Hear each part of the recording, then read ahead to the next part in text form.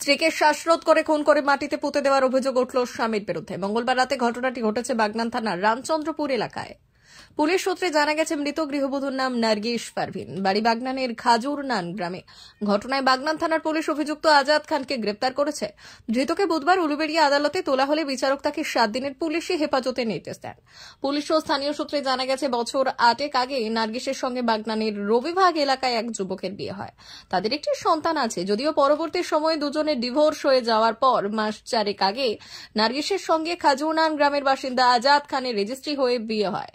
আর যদিও আজাদের পরিবার এই বিয়ে মেনে নিতে চাননি, যেটা নিয়ে দুজনের মধ্যে ঝামেলা হতো। অভিযোগ, যেটা নিয়ে আজাদ নার্গিসকে ডিভোর্সের জন্য চাপ দিত। স্থানীয় সূত্রে খবর, মঙ্গলবার নার্গিস আরামবাগে এক আত্মীয়ের বিয়ের অনুষ্ঠানে যোগ দিতে গিয়েছিল।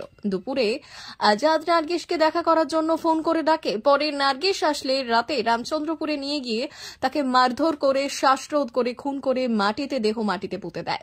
যদিও বিষয়টি জানতে পেরে স্থানীয় ক্লাবের সদস্যরা সেখানে এসে আজাদকে হাতে নাতে ধরে ফেলে। পরে পুলিশকে খবর দিলে বাগনান থানার পুলিশ ঘটনাস্থলে পৌঁছে মৃতদেহটি উদ্ধার করার পাশাপাশি আজাদকে গ্রেপ্তার করে।